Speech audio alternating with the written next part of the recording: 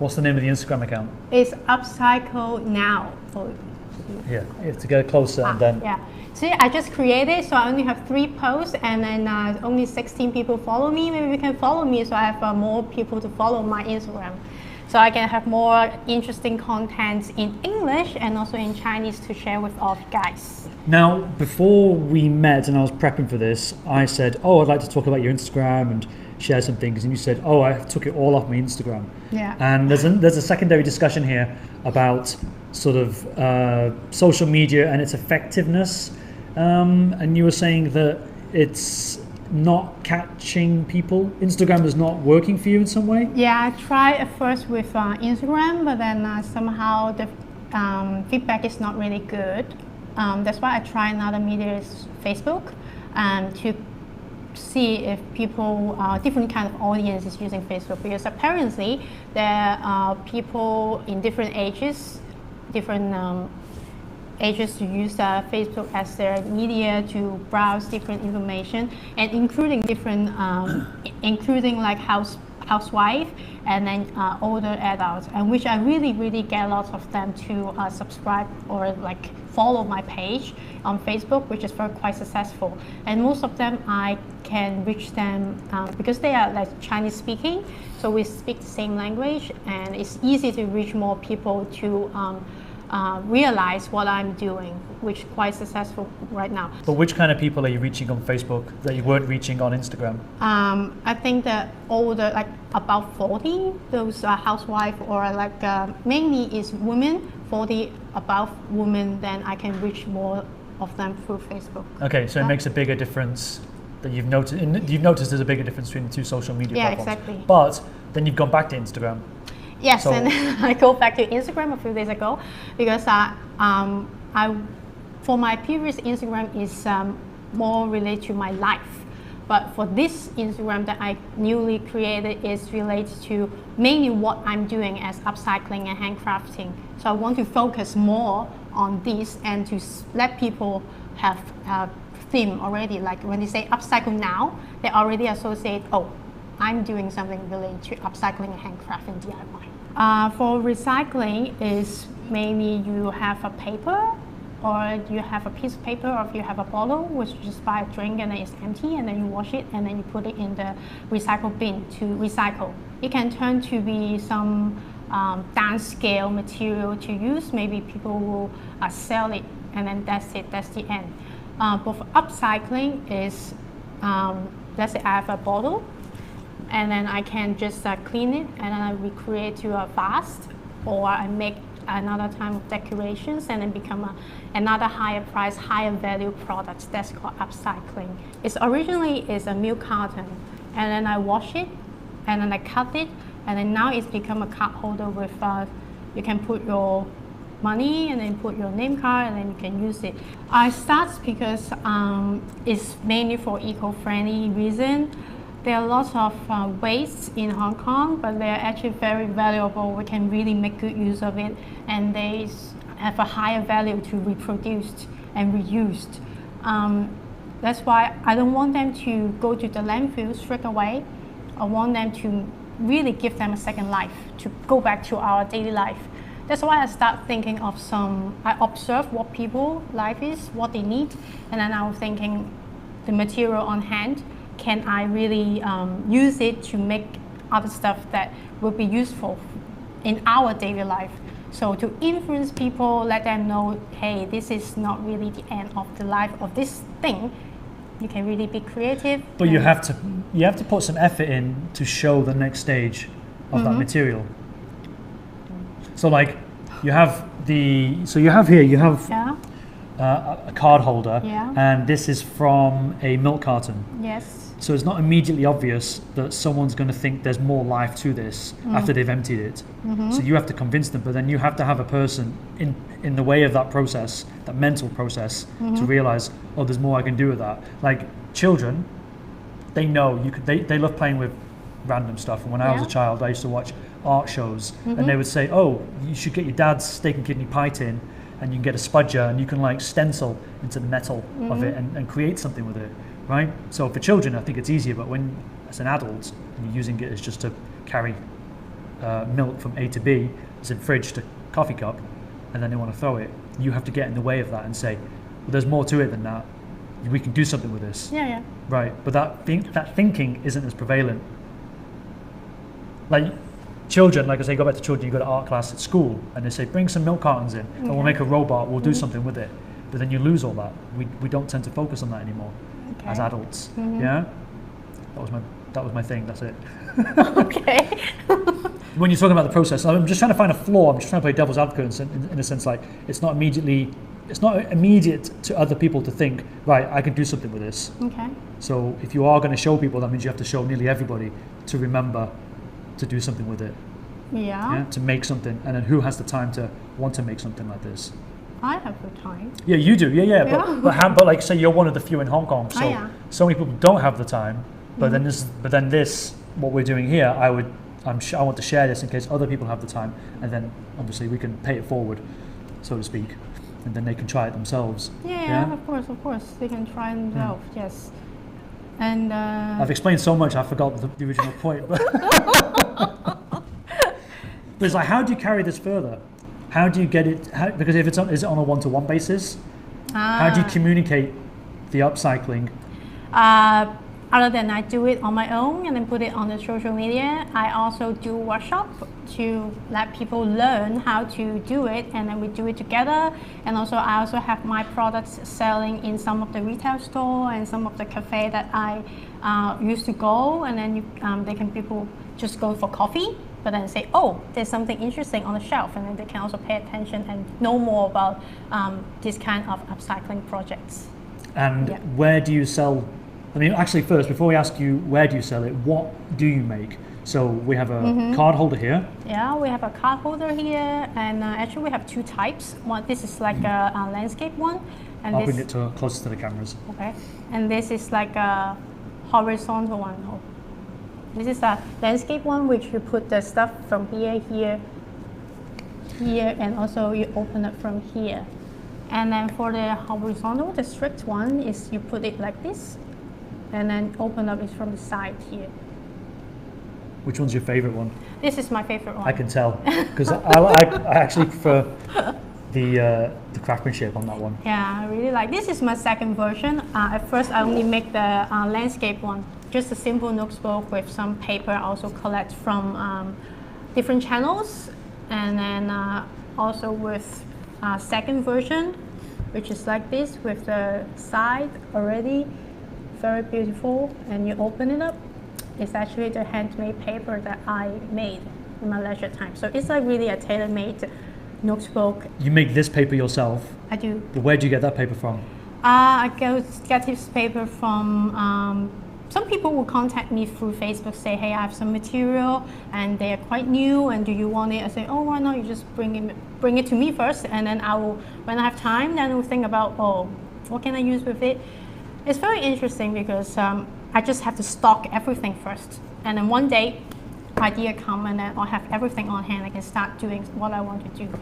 So I'm stocking things, and then also making handcraft at the same time. So mainly the material is from social online platform.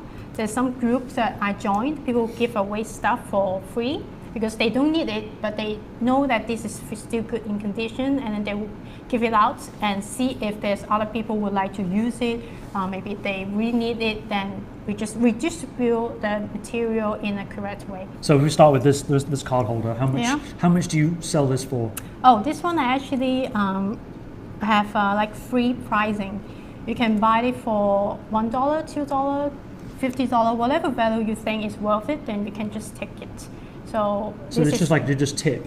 It's just a tip, or you can say so. It's like I don't care the price. It's free pricing. Even if you think I don't want to pay any money, you want to get it, you can still get it. Because I put it in a cafe, as I said, put it there. People want it, they take it. People want to pay more, whatever, how much they want, then it's fine. Okay, Glass Monkey has a question. Where do you keep your supplies until you need them?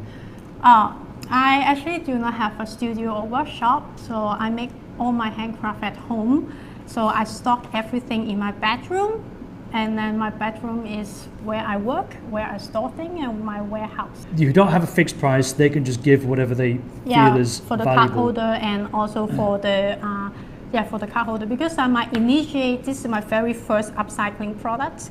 My initiate objective is I want people to know it's very easy to make on your own, because actually I cut the shape of I measure it, and then I cut the shape, and then I just sew it together. It's very easy process to do it on your own. I want to influence people. I want people to be creative on their own.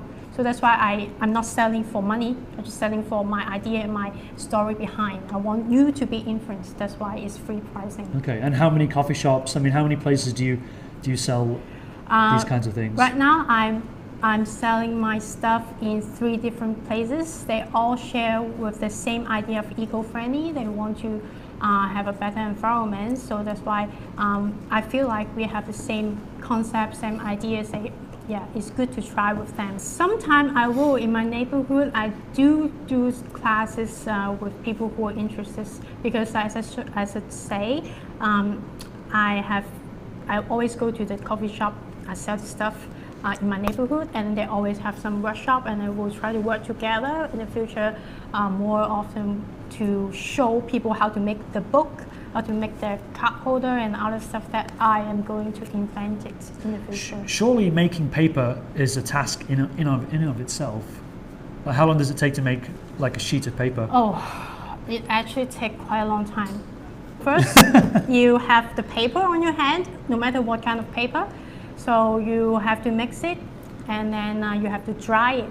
To dry it, because I don't use hair dryer to dry, I just make it, and then I put it on the table or the floor to dry it natural with sunshine. Depends on the humidity, because Hong Kong is very humid. It could take quite a long time. To get 1 sheet of paper done, it could take 1 week to get really dry. 1 week enough. per sheet? Yeah. Okay. Yes, it's a long process. Yeah. Is that why the book isn't as thick as some people might expect? Yes, that's true, because Because that looks like it took you then 8 weeks to make or something. No, because when I make paper, I will use the whole afternoon to do it, and then I could, as I said, Hong Kong is small, and I don't have a lot of space to stock paper. Every time I 2 to 3 hours workshop on my own, I can make maybe 50 to 60 papers. So I can't. Yeah, but how long does it 50 to 60 take? Within a whole afternoon. Oh, okay. Yeah, 50 to 60 sheets in an afternoon. Yeah. Okay. Yeah. My job, I'm just a normal person working from 9 to 6, and I just some admin stuff. That's what I'm doing. It's nothing special. So after work, I only have a few hours to work on what I passion in, which is handcrafting. Yeah. So, but my job is very flexible. That's why I like my job to give me ability. Sometimes I steal some time to do handcrafting at work. It's just a simple folder, A4 folder, but the material is very strong. Where does it come from? It's some ad. What do you call? Like a promotional advert. Yeah. And then I get it at work, because we had advertising outdoor a few years ago, and then they use the plastic, and then they have a light box, and this is the thing that we got the print on to promote our company.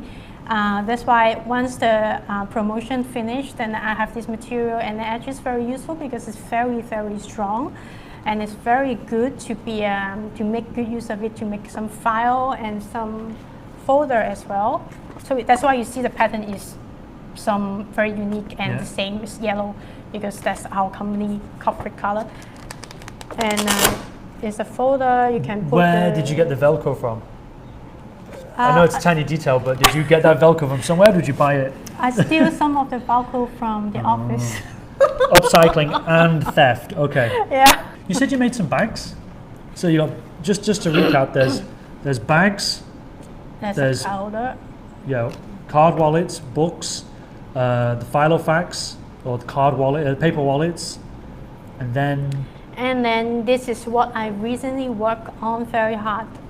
This is, you can see it say Hong Kong flour mill. This is like, actually it's a very big 50-pound flour bag for commercial use. And then I get it from people that I know. They work in a bakery shop. They always throw away this kind of bag. And I take it, I wash it, and then I make it like a small bag for shopping, for food, because I do naked shopping. I go to shop that don't use a lot of plastic packaging. You're talking about zero waste. Yes, exactly. Zero waste shopping. So that's why I make myself this, so for myself to easy go to shop to buy things, nuts, cereal, that will be very useful for me. Officially, I started, I would say, I think since I'm a kid in school, I like handcrafts already, but the concept is just handcraft. I do the birthday card for my classmate when their birthday, Christmas card, something like that. But when I actually really go to the theme of upcycling and handcrafting, it starts last year, like last December. I start doing this. I actually have a big box of wine cork right now, the wine cork. Just the corks? Yeah, just the cork. Right, okay. I have a lot at home right now, but I have no idea how I can use them. Perhaps because there are a lot, I can't reproduce something with only one. So I'm thinking bulk using it. Maybe I can make a chair out of it, like an armchair. Okay. Yeah, that's what I really want to do, but it implies a lot of skills and technique. So it will be very, very nice if I can really make it one day. Okay, anything else that you're thinking of doing? It really depends on what material I have on hand, because what my idea come from is my observation and also what material I have, so that I can have a chance to do it. The next project, because recently I have a lot of fabric, some cloth from people. I want to make some headband, some rubber, something for tightening your hair for girls, for ladies, some like an accessory. That would be nice, because it's actually quite easy to make, and I have a lot of them, and then I think girls will like this idea. My family, my colleagues, they are really affecting. At first, they were just wondering why I'm stocking so many material in the office, at home, and then they just no idea why. But then when they see what I'm really making something out of those material, they say, oh, they're quite impressed. And then well, they might be wondering why, because you look like a dumpster diver. Okay, not really, not really. I don't smell, right? No. Okay. Far from it. All right. Yeah. They're influenced, like they understand what I'm doing, they agree what I'm doing, and they appreciate what I'm doing. And when they have something that they don't need to come to me, hey, Trianne, do you want this? Is it useful for your project? They say, maybe just give it to me first. But if you say no, what do they do with it? Do they just bin it, or do they recycle it? If you say no, it's interesting, because they know that I really don't want to have any waste. So they will always tease me, say, if you don't want it, I will throw it away. And say, okay, come on and give it to me. So, but in case I really don't need it, and they will just recycle it if it's not, it could, and otherwise they will just throw it away. You have to be creative. Second, I think you have to observe more, observe what people need, observe what your life is, and observe what you need.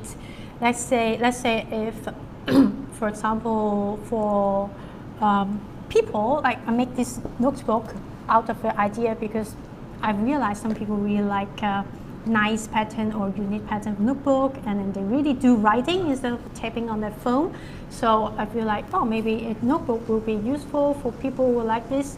So I think creativity, observation, and really important to get a good start to do upcycling. And also, you really have to do it, try it. Don't afraid to be fail, because if you just sit and think, you're never going to make it happen. So just do it, start it right now, today. Upcycle now. Is there a website for upcycling? You mean for myself? No, for people who are interested. I I think so, but mainly for my reference, I always go reference in the Pinterest because there are lots of people. Pinterest? Pinterest. Okay. Yeah. I do my research and I also check out people doing like this. And also some of the Taiwan people, actually most of the Taiwan people are very creative in this. They really do a lot of upcycling way better than in Hong Kong, although we're just not far away from each other. But we are not really influenced by the Taiwanese people yet. I think in society they are conditioned more to pay attention to these things. Yeah. So like in Japan, if you order takeaway and they give you plastic utensils, you don't throw those away. You have to wash them and put them outside of your doorstep or your apartment, and then the delivery driver on the return visit will come and collect them. So they keep reusing them. Oh, really? Yeah. I mean, that's a really cool idea, but then sometimes these really cool ideas happen in countries where the populations are really insignificant. Like the UK, I found out recently, is now the world leader in cutting CO2 emissions. Their CO2 emissions are lower today than they were in the 1970s. And this is in spite of the fact that the government isn't really a green government. It's just other things that have happened. Ever since Margaret Thatcher, do you remember her? Mm-hmm. Ex-British Prime Minister, female one. Like she closed loads of coal mines, and it's like inertia from those things that have happened. Now that means the UK is leading the way. Yeah. But what's the population of the UK? It's like insignificant compared to say China. You'd want China to be leading the way because there's like 250 million people there, and India. You want those two to be leading the way. That's hard.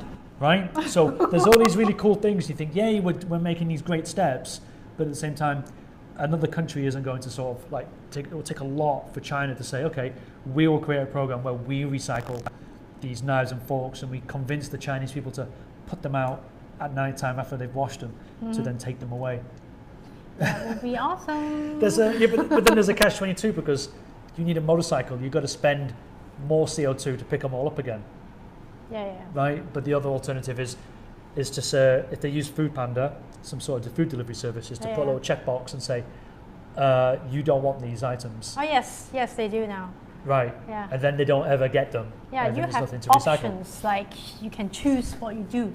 As Jonathan said, you can choose not to use it, then it's already a better way to make the environment better. It's not like they give it to you, then you take it, but before reuse, reduce and recycle is refuse. You can refuse to take them.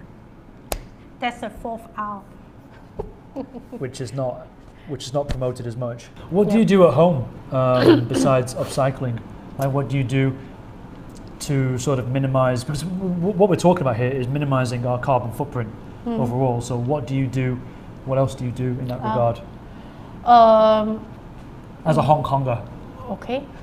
First, I do recycle paper, metal, plastic, and glass bottle. Other than that, I walk quite a lot because we always walk from home to where we do yoga, and then it's a walking distance, like a 30 minutes walk. I think, of course, it will be very great if the government can do something really practical. Whatever they do, though, you know they'll do it in 30 years' time because they're so behind. Yeah. So that's why, rather than rely on the government ourselves, like I know different communities in Hong Kong right now, they're really eco-friendly, and they're really passionate about doing go green. They form their own community to recycle the waste in a proper way, to really give it to reproduce, not just you put the stuff in the recycle bin and end up it's in the landfill, but they really make good use of it. They do upcycling as well, and as I said, it's rather than rely on the government, which may happen in very long future. Ourselves could do more, like our individual. We use our own power to make the changes right now. I want to think that other people are going to do more with their household waste. I do find that I just recycle all mine, and I would love. This is one thing. I would love to even stop buying egg cartons.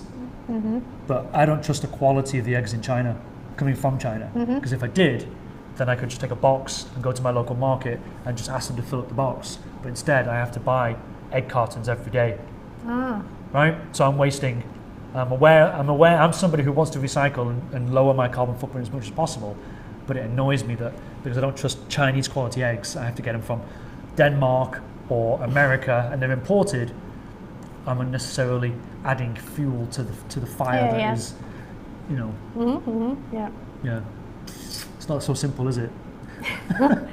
Not to eat egg. That's I another can stop topic. eating eggs, sure. That's another topic. Yeah, there's another topic. I can stop eating eggs, but I like my eggs. I eat 10 a day, so It's giving them zero up is because just something. FYI, I'm a vegan, so I don't eat egg, so I don't have that problem that Jonathan has. well. It's not the problem with the eggs. It's a problem with the packaging of the eggs. Right. If you don't eat egg, then you don't have the packaging. True. Anyways. Okay. Yeah. Thank you for your time. Thank you for listening patiently behind the camera, watching us. And thank you for watching. I hope you find it interesting. And I will see you later somewhere on social media.